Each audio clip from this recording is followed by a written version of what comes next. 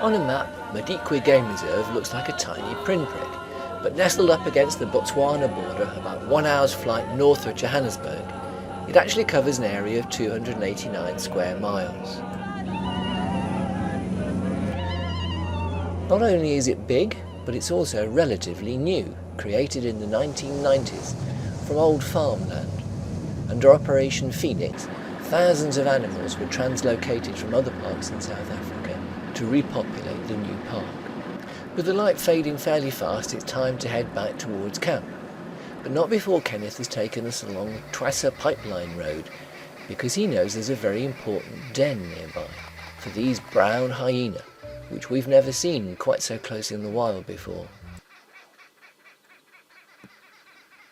The den was surprisingly close to the road, especially with the disturbance from the trucks as they pass by. But Mum is still watching from the sidelines. She's gone behind us now into one of the areas affected by the controlled burning. She was rolling in the ashes, presumably to mask her own smell and distract predators. Guides normally have to keep to the roads when they're traversing the park, but once they come across predators they're allowed to go off-road, which was just as well for us because no sooner had we arrived than this handsome male decided to move, or as they say in guide parlance, become mobile.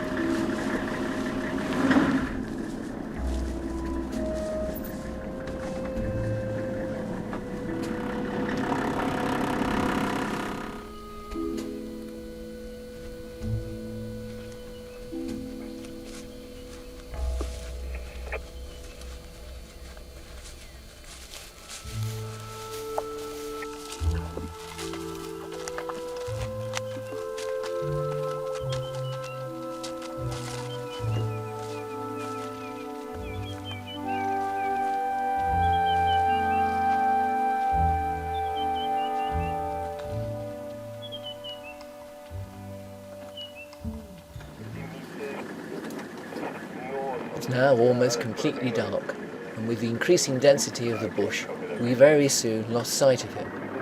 But he wasn't far away.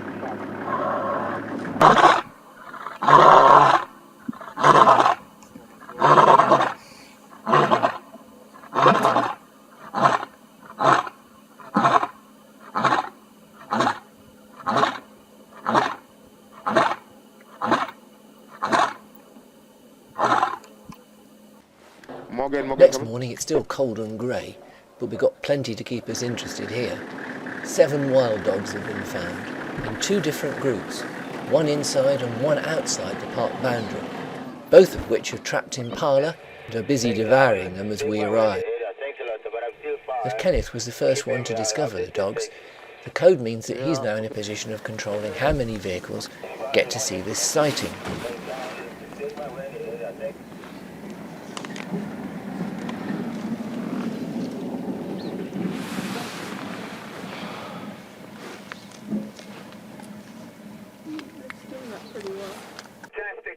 Again, we're lucky to have found them on a kill.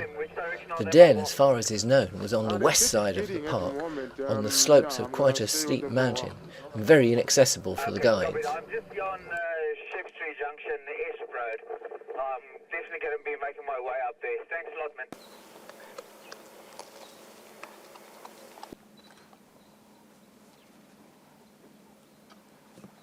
Actually, we're lucky to see them feeding and static like this. Mainly they're on a move. Mainly on a move.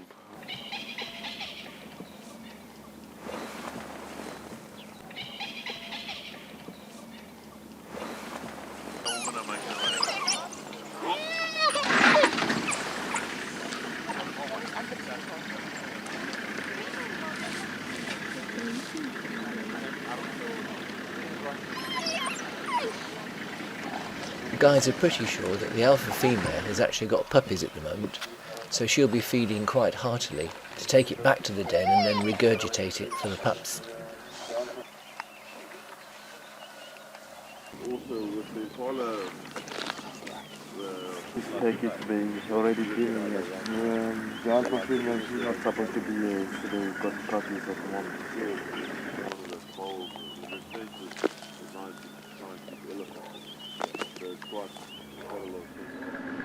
With no hope of being able to follow the dogs off-road, we're going to take a new direction and head north. After we'd been waiting for about half an hour, these two lionesses suddenly decide it's time to move. Though at this stage it's far from clear whether they're actually going to be hunting.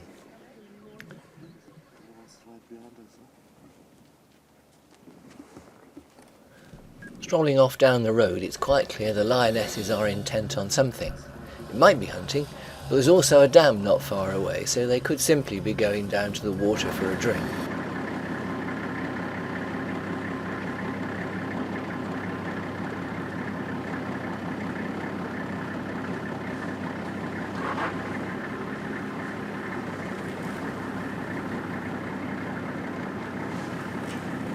It's very clear the lionesses are not at all fazed by our presence, or that of the other two trucks.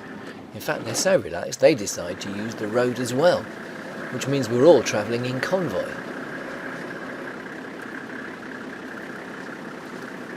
Well, they're clearly interested, but not too interested.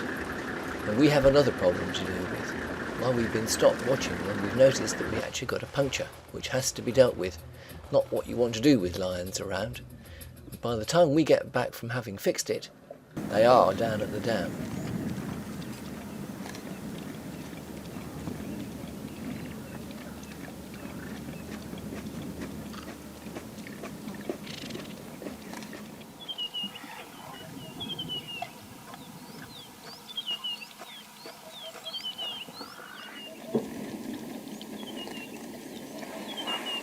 It's quite a long drive that Kenneth's taking us on, but he knows about some lion cubs, so of course we're very happy to play along with that.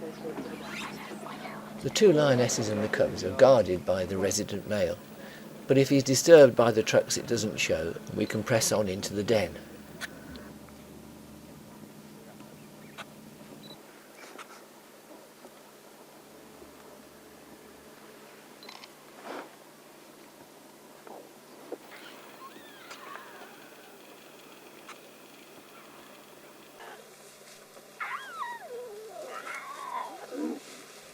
Even though we don't want to from choice, there are two good reasons why we've got to move on. One is that the light is fading fast, and secondly, we have to make way for another truck to come and see the cubs. Not far away, the brother of the cub's father is also on the prowl. He's actually looking for his brother, and as you'll hear, he's trying to attract his attention by calling for him.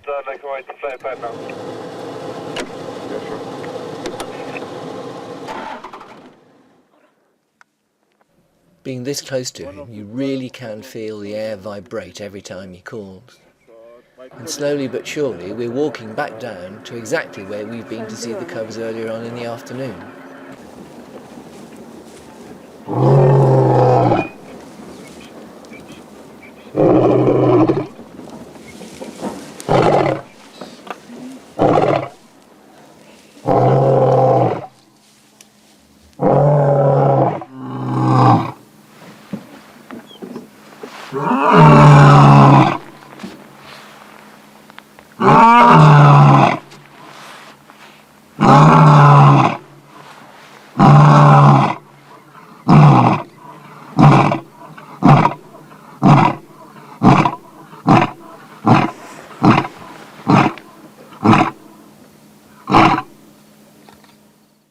Driving near the Bostwana pipeline road, Kenneth manages to find this young calf and its mother, who at first are quite relaxed, and then suddenly, for no apparent reason, take to their heels.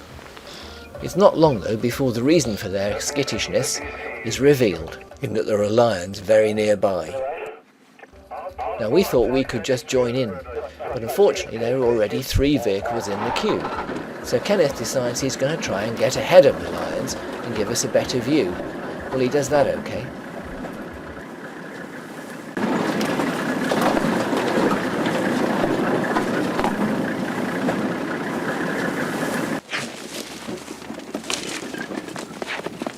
He's got it. Got it.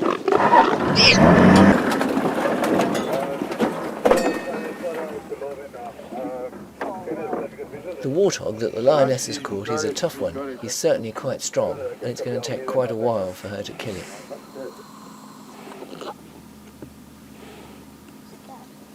No, I'm not dead though.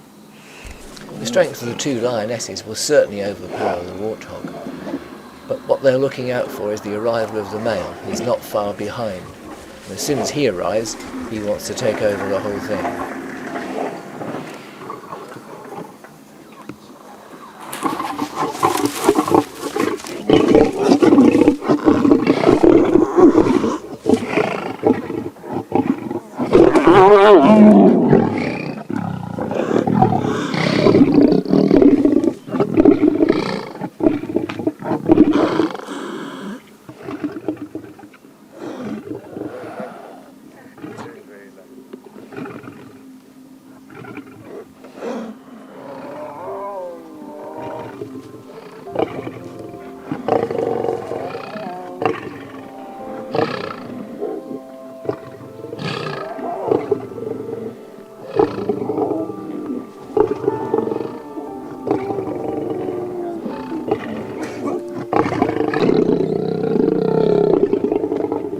Apart from the three adults, the two youngsters also want their share of the warthog, but they're playing a very dangerous game. Despite all the noise though, he's really saying, you just wait your turn. There were no claws involved.